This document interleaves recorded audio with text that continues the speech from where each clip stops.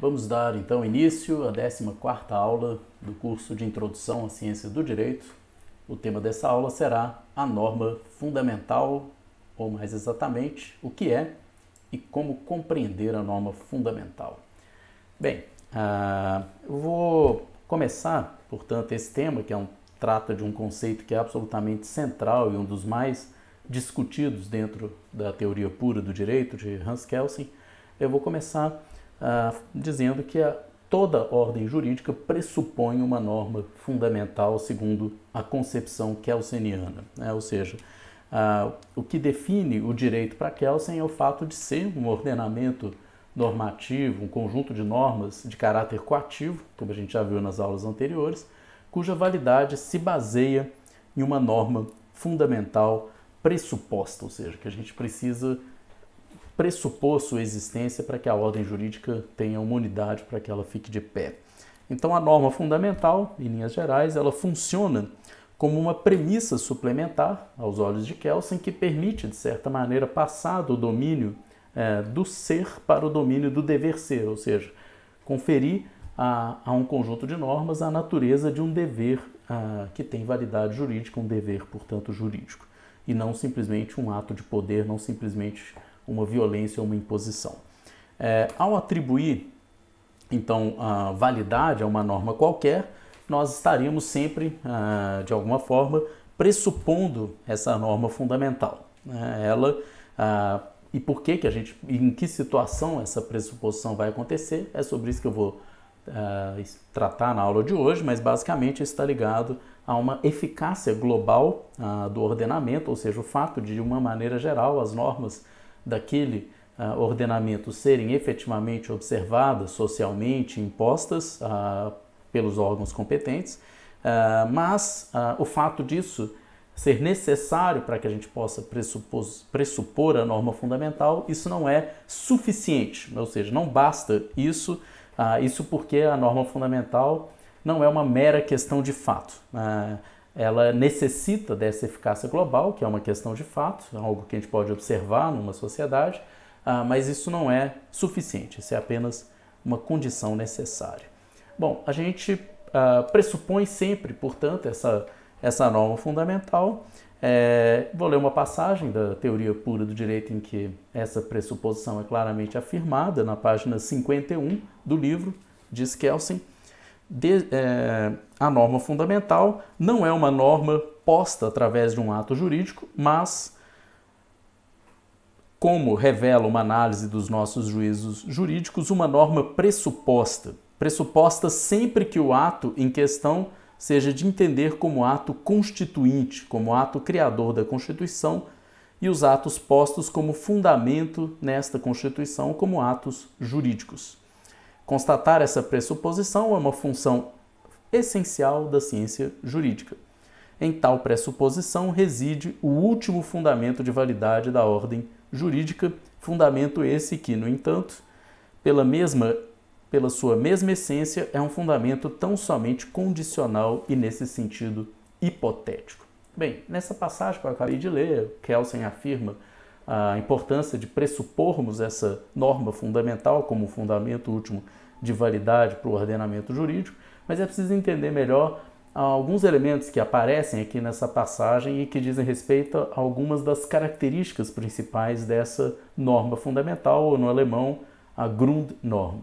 Bom, a primeira característica que nessa passagem está expressa é de que não se trata de uma norma posta, mas sim de uma norma pressuposta, ou seja, ela não é uma norma que alguma autoridade tenha estabelecido ou que a gente possa, constitui algo posto, que é um positum, portanto passível de observação, que existe como uma realidade normativa. Não, trata simplesmente de uma pressuposição que a gente faz para conferir validade e unidade ao sistema. Portanto, ela não é posta como as demais normas que são estudadas pela ciência do direito. Ela também, Kelsen vai dizer, o fato de ser pressuposta não quer dizer que eu posso pressupor uma norma fundamental para qualquer ordenamento. Então, essa não é uma pressuposição arbitrária, mas sim uma condição lógico-transcendental. Daqui a pouco eu vou tentar explicar a natureza dessa pressuposição lógico-transcendental, que é um dos, obviamente, temas mais complexos e discutidos dessa teoria do Kelsen, mas seja como for, no primeiro momento eu acho importante ficar claro que não se trata de uma pressuposição que a gente possa fazer de uma maneira absolutamente arbitrária quando a gente quiser, de qualquer forma, né? Em algumas situações é que essa pressuposição se faz necessária.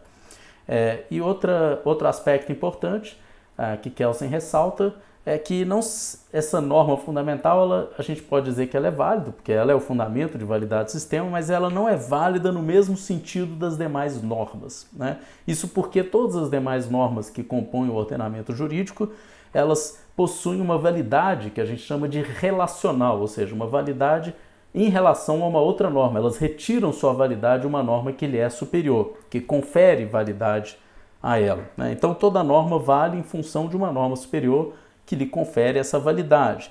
Agora, no caso da norma fundamental, obviamente, nós estamos tratando justamente da primeira norma, daquela que é o fundamento de validade de todas as demais e de que, portanto, não retira validade de nenhuma outra norma que lhe é superior. Então, nesse sentido, a validade da norma fundamental ela vai ser aferida de uma maneira diferente das demais normas, né? Ela não é relacional nesse sentido de ter uma norma superior que lhe confira validade, porque se tivesse ela, que seria a fundamental, a mais fundamental, mas, por outro lado, ela depende da existência de todas as normas do ordenamento e da eficácia global desse ordenamento, porque é dessa existência, desse ordenamento globalmente eficaz, que a gente vai necessariamente pressupor uma norma fundamental válida.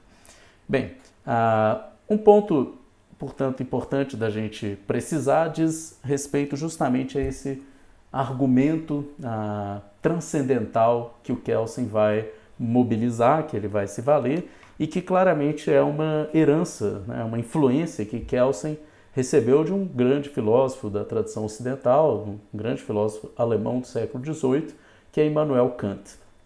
Bom, e em especial a influência dessa obra, a Crítica da Razão Pura, né, Kritik der reinen Vernunft, que é um clássico da filosofia moderna, de 1781, essa versão, e que é nessa obra que Kant apresenta claramente o seu argumento crítico transcendental e desenvolve toda uma crítica da teoria do conhecimento, o que ele mesmo vai nomear de uma revolução copernicana que altera radicalmente a relação entre sujeito e objeto e a nossa compreensão da possibilidade mesmo do conhecimento e dos limites do conhecimento humano possível, né? Bom, sem entrar muito no mérito da obra de Kant, eu queria só reter esse argumento especificamente para entender de que maneira isso influenciou Kelsen, de que maneira isso foi utilizado por Kelsen na teoria pura do direito para fundamentar, como um argumento para fundamentar o direito através da pressuposição dessa norma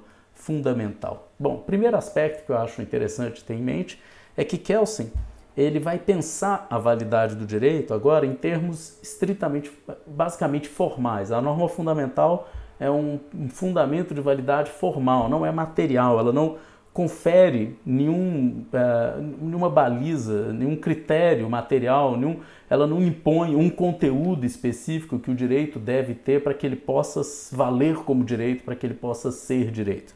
Então, norma fundamental não se confunde com nenhuma formulação justnaturalista de um fundamento ético ou cosmológico ou religioso. Enfim, ela não impõe nenhum conteúdo para as normas jurídicas e por isso não é um fundamento material do direito, mas apenas formal, né? Ela apenas atribui, digamos assim, uma competência, como se fosse um ato que constitui uma ordem e atribui a determinadas autoridades e a outras normas validade, mas sem delimitar, sem estabelecer um conteúdo como tendo de ser respeitado pelo direito para que ele possa valer como direito, né? Então é um fundamento puramente formal de validade.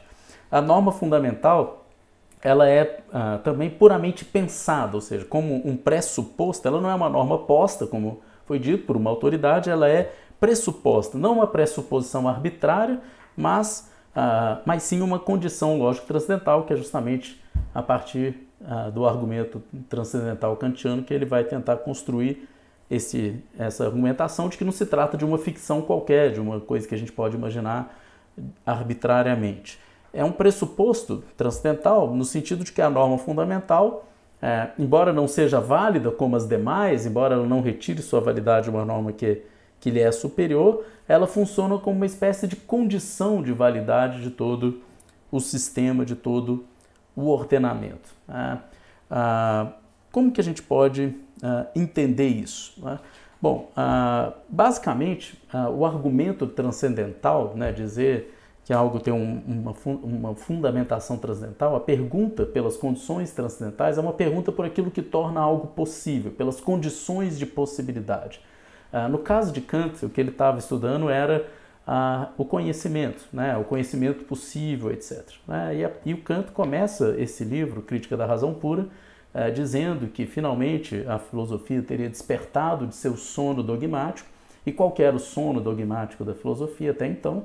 Era a crença, né, ainda não fundamentada, não refletida, de que era possível conhecer o mundo, como se isso tivesse dado, como se a possibilidade do conhecimento fosse uma coisa evidente, dada.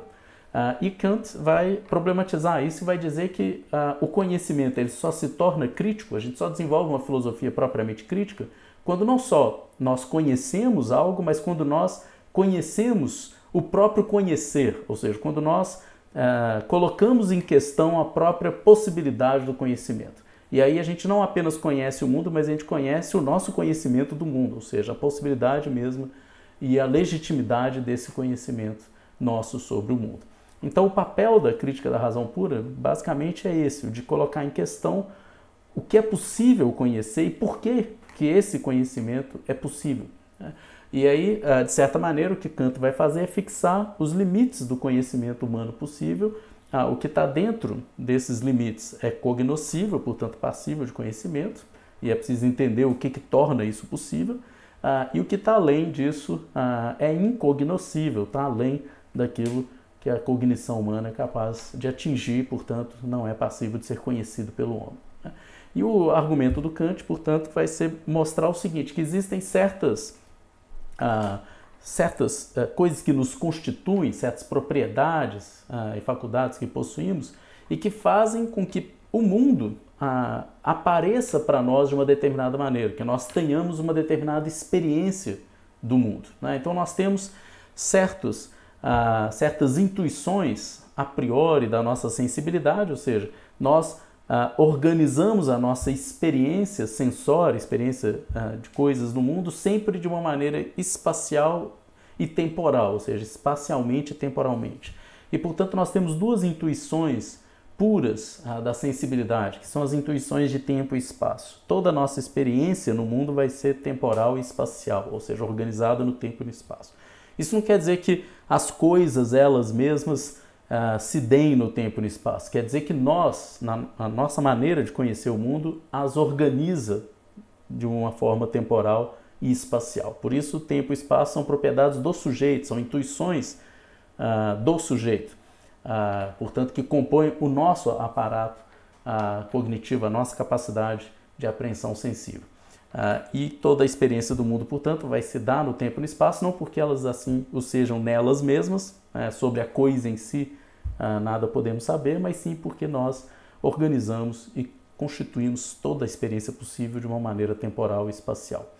Enfim, e para além das intuições de tempo e espaço, o Kant vai analisar também o que ele chama de as categorias do entendimento, que são as condições de pensabilidade, que vão estabelecer relações de consequência, de relação, de causalidade, etc. E essas relações organizadas por essas categorias do entendimento junto com as intuições puras de tempo e espaço que conformam toda a nossa experiência do mundo.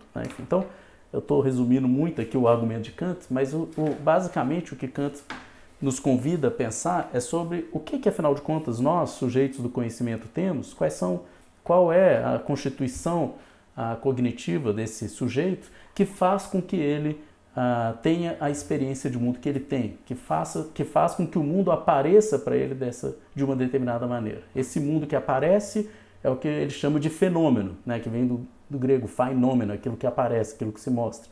Então, nós temos um fenômeno, esse fenômeno do mundo é constituído por vários objetos, que são objetos constituídos no interior desse mundo tal como aparece para nós. Agora, para além do mundo tal como nós o percebemos, como nós o experienciamos, a gente pode imaginar que há uma coisa em si, que é o mundo ele mesmo, mas essa coisa em si não é passivo de conhecimento. Então, o conhecimento basicamente é possível dentro desse campo da experiência humana possível. Bom, essas condições que tornam possível um determinado conhecimento são as condições transcendentais, né? As condições de possibilidade de todo conhecimento humano possível. Como que a gente sabe quais são essas condições? Elas são pressupostas, né? Ou seja, dado que a gente tem as experiências que a gente tem, ao se perguntar pelas condições que tornaram possível essas experiências, a gente chega a essa estrutura transcendental que são as condições de possibilidade do conhecimento. Então a gente chega ao tempo e espaço a partir dessa experiência sensível, temporal, espacial que nós temos. Então é uma espécie de pergunta, não pelo que está além da experiência, mas sim pelo que está aquém, digamos assim, pelo que constitui a base ou fundamento da experiência possível. Então o argumento transcendental kantiano é um argumento que se situa numa perspectiva que a gente pode chamar de antimetafísica. Ela se ocupa, pergunta pelos pressupostos lógico-transcendentais, é uma pergunta que se ocupa não dos objetos eles mesmos, das coisas elas mesmas, mas sim pelo modo como podemos conhecê-los a priori. Então, pela maneira, pelo que torna aquilo possível. E, portanto, é muito diferente da pergunta pelo transcendente, não o transcendental, mas o transcendente, aquilo que está além, aquilo que se coloca para além da experiência.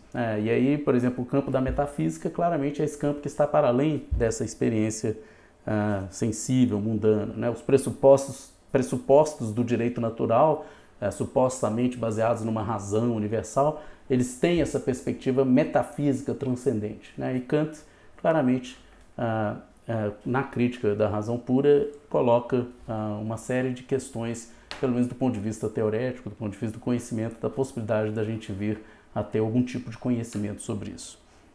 Bom, a influência, então, de Kant sobre Kelsen e sobre todos os positivistas, de uma maneira geral, na verdade, é justamente essa, de que os pressupostos lógicos transcendentais do conhecimento da realidade natural não determinam o conteúdo dessas leis naturais, que seriam obtidas via experiência. Então, para Kelsen, é isso que diferencia a lógica transcendental de uma especulação metafísica como foi o justnaturalismo.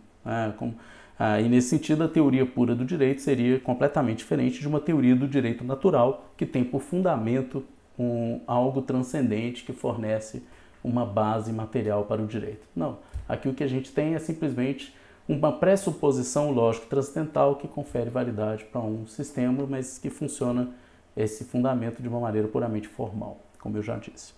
Bem, a visão do Kelsen acerca da norma fundamental, ela oscilou ao longo do percurso intelectual dele. Essa concepção que eu estou apresentando, fortemente inspirada, baseada em Kant, ela está claramente expressa na segunda edição da Teoria Pura do Direito, que é essa edição de 1960, que é dela que a gente está lendo a tradução, inclusive, no nosso curso.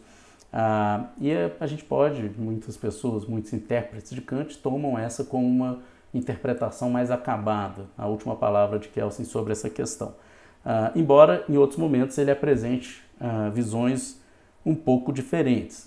Essa visão que eu estou apresentando é que a gente chama do caráter hipotético lógico transcendental da norma fundamental. Uma norma que não é posta por nenhuma vontade humana, mas é apenas pressuposta pelo pensamento jurídico, é uma construção da ciência, portanto. Mas em outros momentos, Kelsen chega a tratar dessa pressuposição da norma fundamental nos termos de uma ficção, como se fosse realmente um como se, a gente precisasse simplesmente construir uma hipótese de natureza ficcional da existência desse fundamento, ainda que ele não seja passível de verificação, não seja posto, não seja passível de ser observado. Mas essa perspectiva puramente ficcional, ela tendeu a ser superada ou substituída no pensamento de Kelsen, embora ela apareça na Teoria Geral das Normas, que é a obra póstuma de Kelsen, mas que tem textos, na verdade, de períodos variados, assim, reúne textos de época diversas. Então, a maior parte dos intérpretes de Kelsen sustenta de que ele teria, talvez a palavra final dele sobre isso, optado pela via kantiana da hipótese lógica transcendental, que é essa que eu tentei explicar, que é um argumento razoavelmente denso, difícil, e para poder então dar uma explicação, aliás, assim, lembrando, portanto, que norma fundamental ela só se faz necessária justamente quando a gente descreve o direito de forma científica, uma espécie de esquema de interpretação do direito que confere esse fundamento último de validade.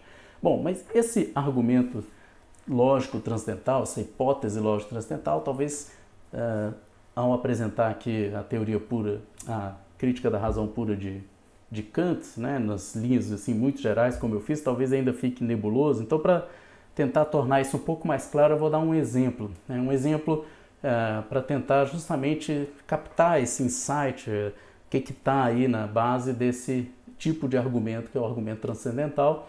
E esse exemplo que eu vou dar para vocês eu retirei de um outro filósofo, um filósofo austríaco, e que é um dos grandes nomes da tradição da filosofia analítica contemporânea, filósofo do século XX, que foi Ludwig Wittgenstein. O Wittgenstein tem um livro, que é um livro mais da juventude dele ainda, mas que é uma obra extremamente importante na história da filosofia, que é o Tractatus Lógico-Filosóficos, do início do século XX, ainda da década de 20. E nesse livro ele é um livro construído na forma de aforismos, de uma forma extremamente sistemática, enfim, e tem um momento em que ele apresenta esse argumento, né, esse exemplo do olho e da visão para explicar o argumento transcendental num contexto lá da argumentação desse livro que não vem ao caso aqui agora. Mas qual que é esse argumento e esse exemplo do olho? Né? Basicamente é o seguinte, todos nós temos um campo visual que se abre para nós. Né? Então, por exemplo, eu estou aqui agora olhando para essa caneta, né? Então essa caneta está no meu campo visual, eu tenho uma percepção dessa caneta, etc. Agora, embora todos nós tenhamos, digamos, um campo visual que é aberto para nós, né? Pelo menos aqueles que têm essa capacidade da visão, bom, nós, embora vejamos uma série de coisas, nós somos incapazes de ver aquilo mesmo que torna possível o nosso campo visual, ou seja, nós não vemos o nosso próprio olho, né? Ou seja, o nosso olho não é parte do nosso próprio campo visual. Bom, você pode pensar assim, mas é claro que eu posso ver o meu próprio olho se eu olho no espelho, etc. Mas se eu olho no espelho, eu não estou vendo propriamente o olho, eu estou vendo um reflexo desse olho, né? O olho, ele mesmo, é invisível para mim, né? O meu olho é invisível para mim, né? Ou seja, eu tenho o campo visual que ele permite, né? Ou seja, aquilo que ele torna possível é o que me permite ver as coisas nesse mundo, mas o próprio olho não faz parte desse campo visual. Então essas duas ilustrações que estão aqui no slide é essa, né? A primeira ilustração, como se o olho estivesse dentro do campo visual, é falsa, né? Na verdade, o olho é uma condição de possibilidade do campo visual, ou seja, porque eu tenho o olho que eu tenho um campo visual. Agora, eu posso fazer a seguinte argumentação. Dado que eu tenho um campo visual que se abre para mim, ainda que eu não veja o meu próprio olho, ou ainda que o meu olho não faça parte desse mesmo campo visual, ainda assim eu posso afirmar a existência desse olho. Mas afirmar em que sentido? Não porque eu o vejo. Ou seja, eu posso afirmar a existência dessa caneta porque eu estou vendo ela. Ela faz, o que me permite afirmar isso é o fato dela ser capturada pelo meu campo visual e eu poder afirmar a sua existência. Mas o meu olho não. Eu não posso afirmar a existência do meu olho no mesmo sentido que eu posso afirmar a existência dessa caneta. Porque, afinal de contas, o meu olho não é ele mesmo percebido pelo meu campo visual. Então, portanto, o que me permite afirmar o olho? É um argumento de tipo lógico transcendental, ou seja, eu sei que eu tenho olho pelo fato de ter um campo visual. Então, se eu tenho um campo visual, eu posso necessariamente pressupor a existência do olho, perceba? Não é uma pressuposição qualquer, não posso pressupor qualquer coisa porque eu tenho um campo visual, mas eu posso pressupor a existência desse olho que é a condição de possibilidade da visão. Então, essa é a estrutura do argumento transcendental. O que me permite afirmar a existência da norma fundamental não é o fato dela ser uma norma passível de ser observada como todas as outras normas postas. Assim como o olho não é passível de ser visto pelo próprio olho e não faz parte do próprio campo visual, né? Mas o fato de haver campo visual me permite pressupor necessariamente a existência do olho, da mesma maneira que o fato de haver uma ordem globalmente eficaz e válida me permite pressupor necessariamente a existência de uma norma fundamental como o princípio último de atribuição de validade que confere unidade a esse sistema. Então a norma fundamental ela é pressuposta, assim como esse olho, que não é visto, mas que é a condição de possibilidade da visão, pode ser pressuposto uma vez que haja campo visual, uma vez que haja visão. Enfim. Então acho que esse exemplo do Wittgenstein talvez ajude a entender um pouco a natureza desse tipo de argumento transcendental. Bem, essa noção, é claro, suscitou uma série de dúvidas, de questionamentos, etc.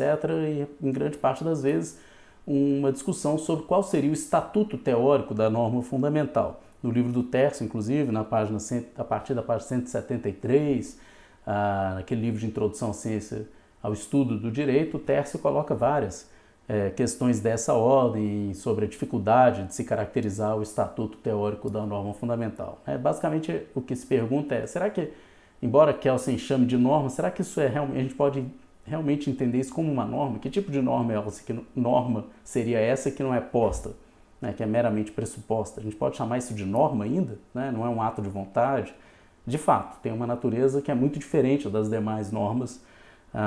Outra pergunta que a gente pode fazer é, será que a gente pode entender essa norma fundamental, então, como um ato, um mero ato de poder, ou seja, como se fosse simplesmente um primeiro ato de poder, um poder constituinte que instaura uma determinada ordem válida? Portanto, é um ato que, ao positivar, ao opor algo, ao mesmo tempo estabelece aquilo como válido, sem que haja nenhuma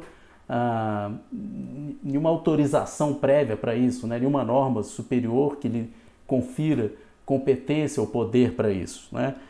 Seria, portanto, um ponto primordial no qual se origina uma ordem jurídica e nesse ponto primordial, nesse ato constituinte inicial, validade e eficácia se confundiriam. Ou seja, o que vale como direito é aquilo que se põe por uma autoridade, alguém que tem o poder, a capacidade de fazer valer uma nova ordem jurídica. Então, é o que o Bobbio, por exemplo, Norberto Bobbio, que é um jurista italiano, é a maneira como ele interpreta a norma fundamental, basicamente é nos termos desse ato de poder, esse fato, ou esse ato constituinte originário que faz nascer uma ordem jurídica válida.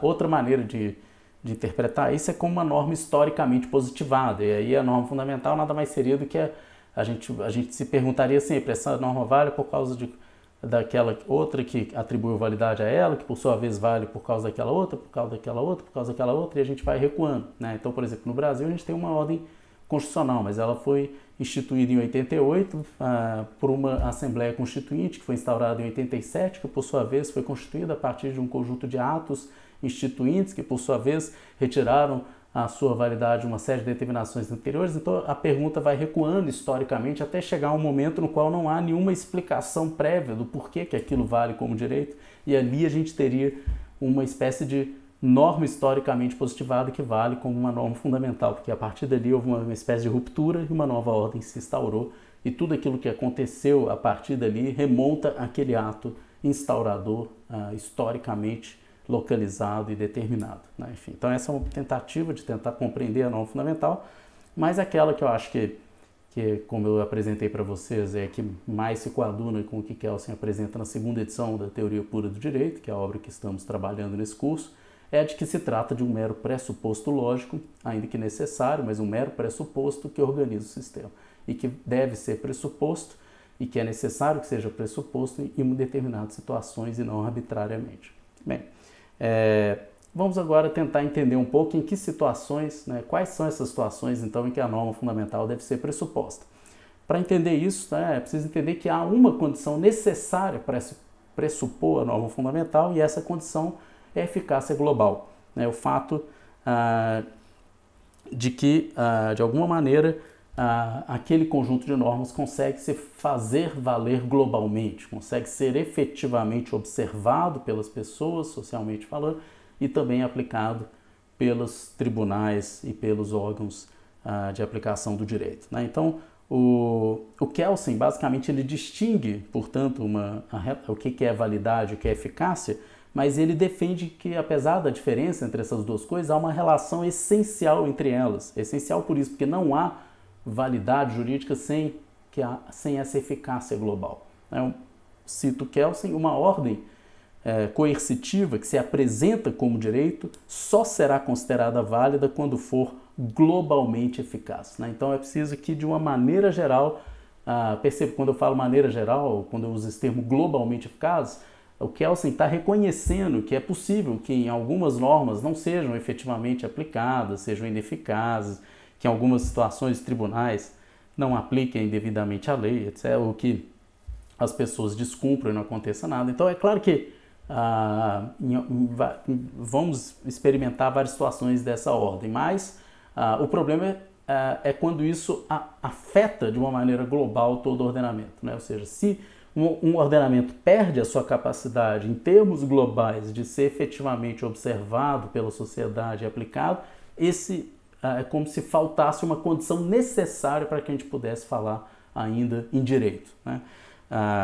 Bom, vou ler uma passagem um pouco mais extensa então da teoria pura do direito para explicar isso, né, como que o princípio então de legitimidade para Kelsen é limitado pelo princípio da eficácia. Diz ele, está na página... essa é uma passagem da página, aliás, de um livro que eu não estou tratando diretamente nesse curso, que é a Teoria Geral do Direito e do Estado, que é uma obra do Kelsen de 1945, e lá ele explica muito bem essa relação, dizendo assim: cada norma singular perde sua validade quando a ordem jurídica global a qual pertence perde globalmente sua eficácia. Ou seja, algo só pode ser considerado válido juridicamente por pertencer a uma ordem que é globalmente eficaz. Se a ordem como um todo não for mais observada e aplicada, globalmente falando, cada uma de suas normas também, a gente não pode mais dizer que valem como direito.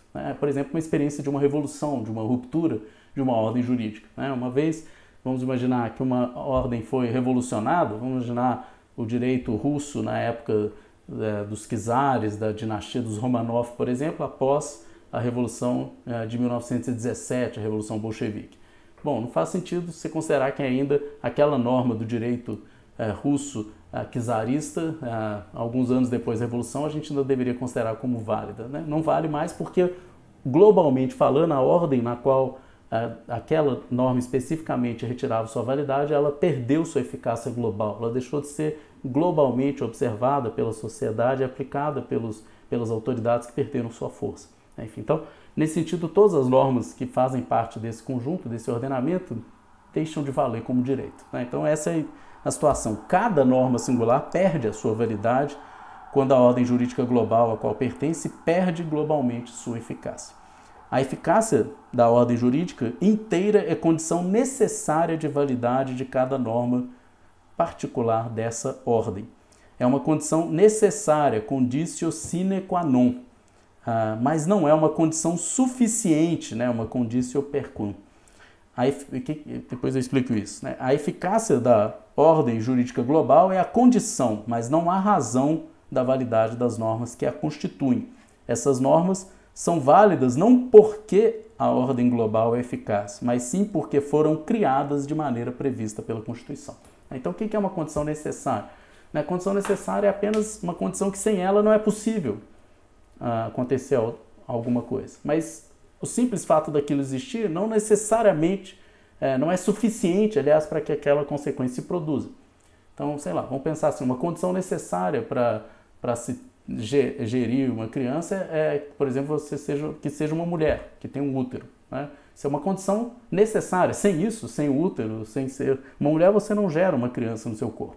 Agora, obviamente isso não é suficiente, ou seja, não basta ser mulher e ter um útero para que isso seja suficiente para gerar uma criança. Existem outras causas que devem acontecer, né? Outros fatores devem acontecer para que se gere uma criança, né? Enfim, então, a condição... o que Kelsen está argumentando é que a eficácia global é uma condição necessária, ou seja, sem ela não há direito válido. Agora, não é suficiente, não é isso que explica por que o direito é válido. Assim como o que explica uma gravidez não é simplesmente a existência do útero ou de ser uma mulher, né? Da mesma maneira, o que explica a validade do direito não é simplesmente o fato de haver uma eficácia global de um ordenamento. Isso é apenas uma das condições necessárias, mas que somadas a outras vão tornar possível um ordenamento jurídico válido, né? Então, em última instância, a explicação mais direta para o ordenamento jurídico válido é o fato de que as normas que fazem com que uma norma válida, ela retirar a validade de outras normas no limite da Constituição e no limite mesmo do pressuposto lógico transcendental de validade, que é a norma fundamental. Essa é a explicação. E a eficácia global funciona como uma condição necessária para que a gente possa, para que a gente pressuponha essa norma fundamental, que vai ser o fundamento último, formal, de validade para todo o ordenamento jurídico, né? Então, concluindo, né, o argumento do Kelsen é esse, né, de que uma norma só pode então ser considerada válida quando for parte aí de um ordenamento globalmente eficaz. Na página 51 e 52 da Teoria Pura do Direito, vou rapidamente ler essa citação também, diz Kelsen: a norma fundamental, que representa o fundamento de validade de uma ordem jurídica, refere-se apenas a uma Constituição que é a base de uma ordem de coerção eficaz. Somente quando a conduta real, efetiva dos indivíduos corresponda globalmente considerada ao sentido subjetivo dos atos dirigidos a essa conduta, é que esse sentido subjetivo é reconhecido como sendo também o seu sentido objetivo, e esses atos são considerados ou interpretados como atos jurídicos, né? Então, é apenas quando faz parte dessa ordem globalmente eficaz, né? Então, uma observação final, né, para entender por que a vontade do salteador, do bandido, como eu tratei na aula passada, nas aulas passadas, por que elas não instauram uma norma válida, por que dali não nasce uma norma válida? Para entender exatamente isso, é preciso olhar para além da eficácia da norma individual, não só para além do sentido subjetivo da norma, como eu falei na aula passada, olhando para o seu sentido objetivo, mas para entender por que esse sentido objetivo é objetivo, é preciso considerar a eficácia global do sistema, e não apenas a eficácia da norma tomada isoladamente, né? É preciso, então, considerar que uma norma particular só pode ser considerada jurídica ou válida juridicamente na medida em que pertence a um ordenamento que é ele mesmo globalmente eficaz. Então a gente tem aqui uma clara relação entre eficácia e validade, uma relação essencial, necessária entre essas duas noções. Mas isso não reduz todo o problema da validade a um problema de eficácia, porque, como eu disse, reforçando, a eficácia global é apenas uma condição necessária, mas não suficiente, né, para entender completamente o que faz de uma norma válida ou pertencente ao direito, né? Então esse foi o tema dessa nossa aula, e na próxima aula eu concluo a apresentação desse primeiro capítulo da Teoria Pura do Direito.